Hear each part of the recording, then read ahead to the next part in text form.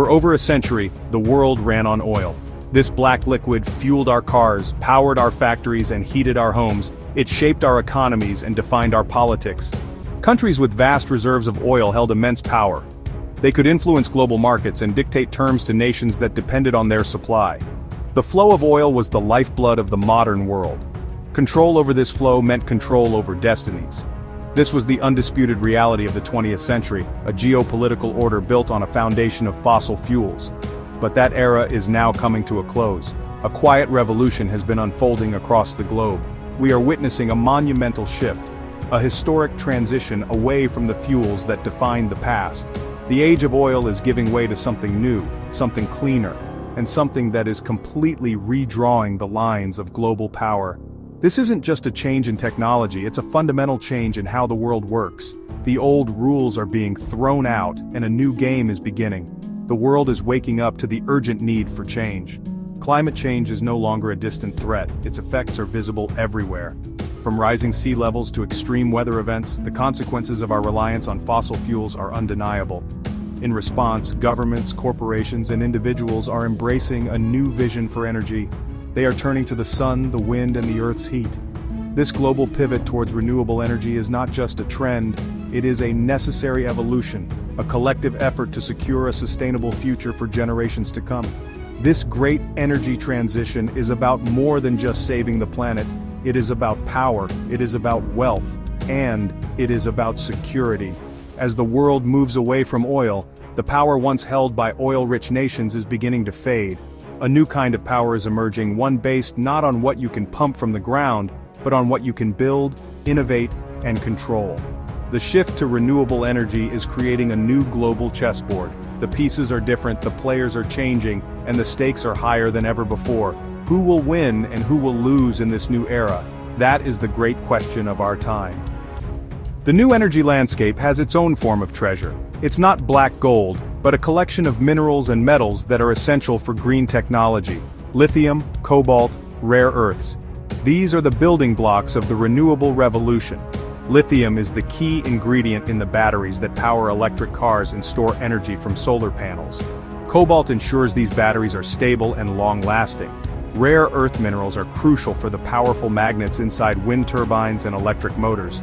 These resources are the new keys to global influence. Without them, you cannot build a modern green economy. This has set off a global scramble, a green gold rush to secure access to these vital materials. Nations are racing to find and control the deposits of these minerals. They are forging new alliances and engaging in intense competition. The geography of power is being redefined, not by oil fields, but by mining sites in places like the Democratic Republic of Congo, Chile, and Australia. The control over these supply chains is becoming a central point of geopolitical tension. The competition is fierce because the supply of these minerals is concentrated in just a few countries. Unlike oil, which is found in many parts of the world, a single nation, China, currently dominates the processing and supply of most rare earth minerals. Australia and Chile hold a significant portion of the world's lithium reserves.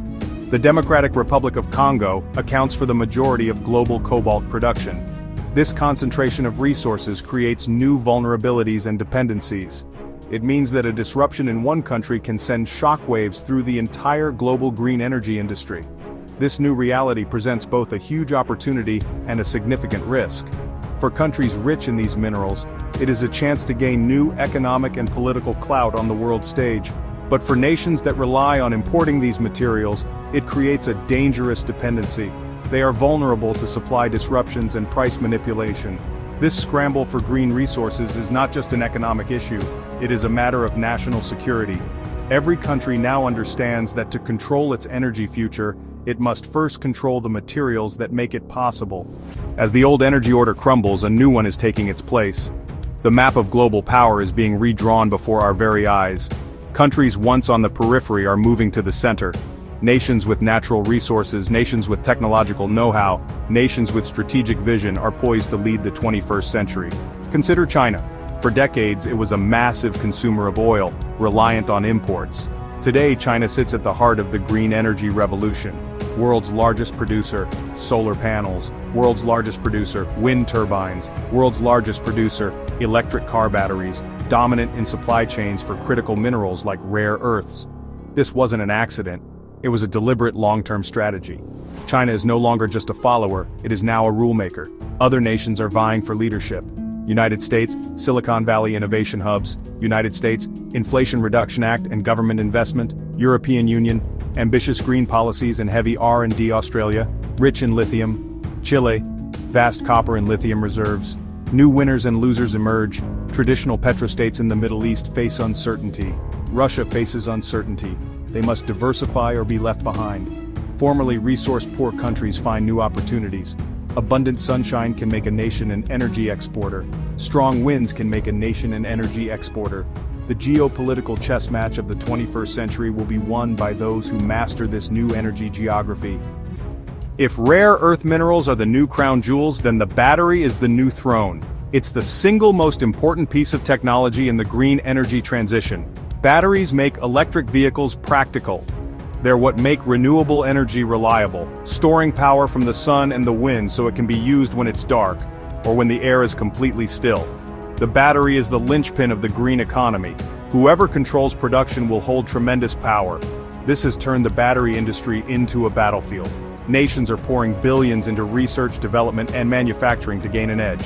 The competition isn't just about making the most batteries, but about making the best ones. Scientists are racing, engineers are racing to create batteries that are cheaper, more powerful, longer lasting, and safer. They're experimenting with new chemistries and materials, hoping to find a breakthrough that gives their country a decisive advantage. Right now, there's one clear leader: China. Through decades of planning and state subsidies, China commands the battery supply chain.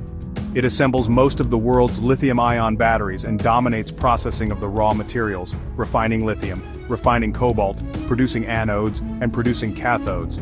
That control gives Beijing leverage. For now, they are the gatekeepers of the green transition. Other countries are trying to challenge that dominance. The United States and the European Union have recognized their vulnerability and are pushing to build domestic battery ecosystems.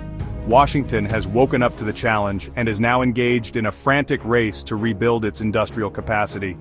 The Inflation Reduction Act and bipartisan infrastructure law represent a historic shift in industrial policy, pouring hundreds of billions of dollars into kickstarting a domestic ecosystem for clean energy. This has kicked off a great green subsidy race. The United States is offering enormous subsidies. In response, the European Union has unveiled its own Green Deal industrial plan. China, of course, has been playing this game for years. This is a game that only the wealthiest nations can afford to play, creating a stark new division in the world. It is a divide between the green haves and the have-nots. The green transition is birthing a new generation of economic hotspots, the boom towns of the energy shift. But for every story of a booming green town, there is a parallel story of a community facing decline, the potential rust belts of the 21st century. This intense competition is reshaping international alliances, forcing a profound change in economic thinking, and creating a new battle to set global standards.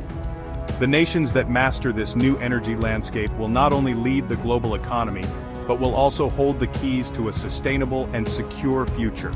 The game is underway, and the next moves will determine the shape of the 21st century.